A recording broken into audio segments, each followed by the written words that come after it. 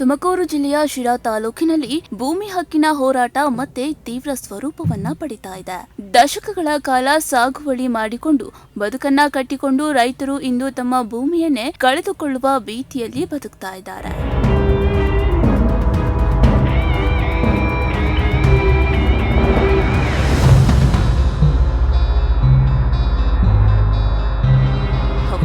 ಶಿರಾ ತಾಲೂಕಿನ ಹುಳಿಯಾರು ಹೋಬಳಿ ವ್ಯಾಪ್ತಿಯ ಮುತ್ತುಗದಹಳ್ಳಿ, ಅಮರಾಪುರ, ಮಾದೇನಹಳ್ಳಿ ಸೇರಿದಂತೆ ಹಲವು ಗ್ರಾಮಗಳಲ್ಲಿ ರೈತರು ಹಲವು ತಲೆಮಾರುಗಳಿಂದ ಭೂಮಿ ಸಾಗುವಳಿ ಮಾಡಿಕೊಂಡು ಬದುಕನ್ನ ಸಾಗಿಸ್ತಾ ಇದ್ದಾರೆ. 1926 ಮತ್ತು 1948ರ ಅವಧಿಯಲ್ಲಿಯೇ ಈ ಭೂಮಿಗಳನ್ನ ಮೈಸೂರು ಸಂಸ್ಥಾನ ಸರ್ಕಾರ ರೈತರಿಗೆ ಮಂಜೂರು ಮಾಡಿತ್ತು ಎಂದು ರೈತ ಸಂಘಟನೆಗಳು ಹೇಳ್ತಾ ಇದ್ದಾವೆ. ಇದಕ್ಕೆ ಸಂಬಂಧಿಸಿದ ಗೆಜೆಟ್ ಅಧಿಸೂಚನೆಗಳು ಕೂಡ ಲಭ್ಯವಿದೆ ಎಂಬುದು ಅವರ ವಾದವಾಗಿದೆ.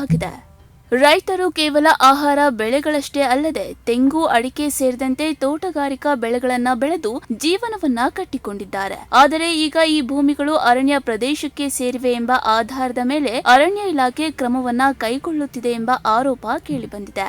ರೈತ ಸಂಘಟನೆಗಳ ಪ್ರಕಾರ ಹಲವು ವರ್ಷಗಳಿಂದ ಬೆಳೆಸಿದ್ದ ಅಡಿಕೆ ಗಿಡಗಳು ಮತ್ತು ಇತರೆ ಮರಗಳನ್ನ ಕಡಿದು ಹಾಕಲಾಗಿದೆ. ಕೆಲವೆಡೆ ಭೂಮಿಯನ್ನ ಹಗೆದು ಹಾಕಲಾಗಿದೆ ಎಂಬ ಗಂಭೀರ ಆರೋಪವೂ ಕೇಳಿಬಂದಿದೆ. ಇದು ಕೇವಲ ಮರಗಳ ನಾಶವಲ್ಲ, ರೈತರ ಜೀವನಾಧಾರವನ್ನೇ ಕಿತ್ತುಕೊಳ್ಳುವ ಕ್ರಮ ಎಂದು ಹೋರಾಟಗಾರರು ಆಕ್ರೋಶವನ್ನ ವ್ಯಕ್ತಪಡಿಸ್ತಾ ಇದ್ದಾರೆ.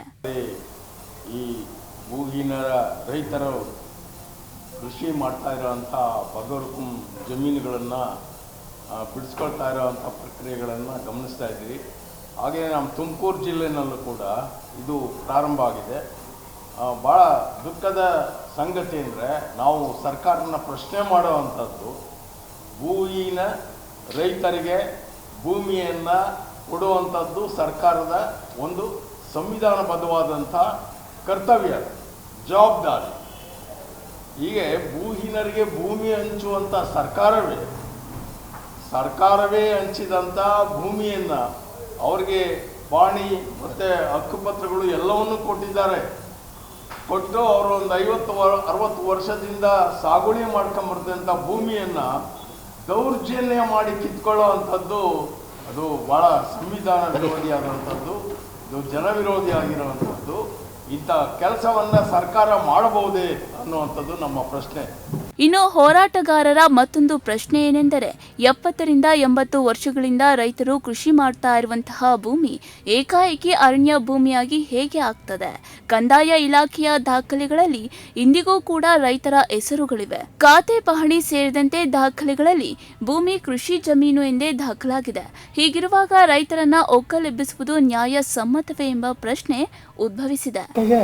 ಇದನ್ನು ಬಹಳ ವ್ಯವಸ್ಥಿತವಾದ ಹೋರಾಟವನ್ನು ರೂಪಿಸುವಂಥ ಪ್ರಯತ್ನದ ಭಾಗವಾಗಿ ಒಂದು ಸಮಾವೇಶ ಈಗಾಗಲೇ ಒಂದು ಸಭೆ ಮಾಡಿದ್ದೀವಿ.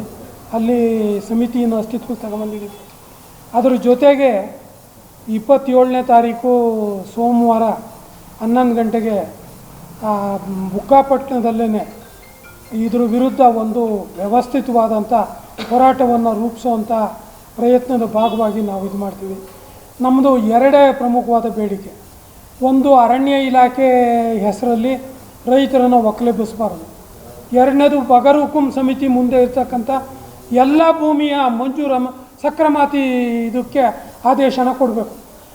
ಏನು ಈ ಸರ್ಕಾರದವರು ಸುಮ್ಮನೆ ಕೂತ್ಕೊಂಡಿದ್ದಾರೆ, ಬೇರೆ ಏನೂ ಮಾಡ್ತಾ ಇಲ್ಲ.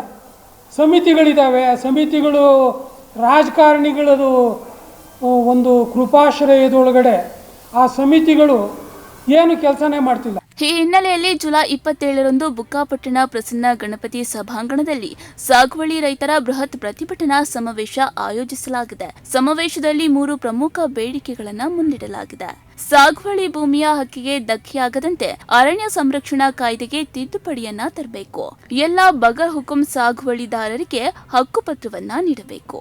ಸಾಗುವಳಿ ಚೀಟಿ ಪಡೆದ ಎಲ್ಲ ಭೂಮಿಗಳ ಗಡಿ ದುರಸ್ತಿ ಮತ್ತು ದಾಖಲೆ ಸ್ಪಷ್ಟೀಕರಣ ಮಾಡಬೇಕು.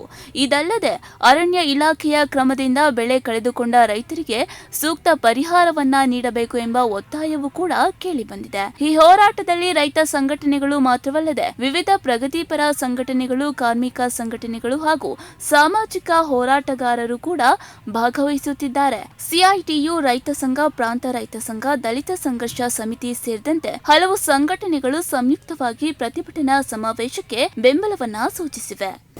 ಒಂದಲ್ಲ ಒಂದು ಇದರಲ್ಲಿ ರೈತರ ಮೇಲೆ ದಾಳಿ ಮಾಡೋದು, ದೌರ್ಜನ್ಯ ಮಾಡುವಂಥದ್ದು ಹೆಚ್ಚಾಗಿರೋದ್ರಿಂದ ಇವತ್ತು ಇಡೀ ಜಿಲ್ಲೆಯ ಎಲ್ಲ ರೈತ ಸಂಘಟನೆಗಳು ಮತ್ತು ಕಾರ್ಮಿಕ ಸಂಘಟನೆಗಳು ಸೇರಿ ಇದಕ್ಕೊಂದು ಬಲಿಷ್ಠ ಹೋರಾಟನ ಬೆಳೆಸಬೇಕು. ಈಗಾಗಲೇ ಗುಬ್ಬಿ ತಾಲೂಕಲ್ಲಿ ಆ ಥರದ ದೌರ್ಜನ್ಯ ನಡೆದಿತ್ತು. ತಿಪ್ಟೂರಲ್ಲಿ ಈಗಾಗಲೇ ನೋಟಿಸ್ಗಳ ಮೇಲೆ ನೋಟಿಸ್ ಕೊಟ್ಟು ದೌರ್ಜನ್ಯ ಮಾಡೋವಂಥದ್ದು.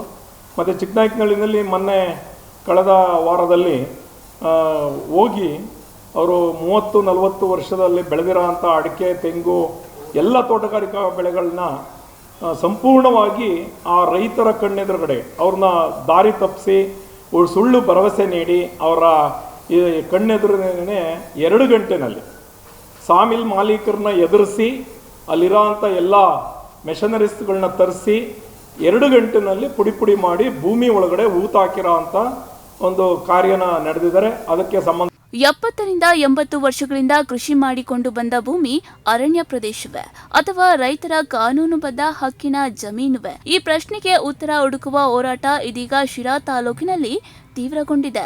ಜುಲೈ 27ರ ಪ್ರತಿಭಟನಾ ಸಮಾವೇಶ ಸರ್ಕಾರದ ಮೇಲೆ ಎಷ್ಟು ಒತ್ತಡವನ್ನ ತರುತ್ತದೆ ಮತ್ತು ರೈತರ ಬೇಡಿಕೆಗಳಿಗೆ ಸ್ಪಂದನೆ ಸಿಗುತ್ತದೆಯೇ ಎಂಬುದನ್ನು ಕಾದು ನೋಡಬೇಕಿದೆ. ಕ್ಯಾಮರಾ ಪರ್ಸನ್ ಸುನಿಲ್ ಜೊತೆ ಮಂಜುನಾಥ್ HR, ಪ್ರಗತಿ ಟಿವಿ, ತುಮಕೂರು.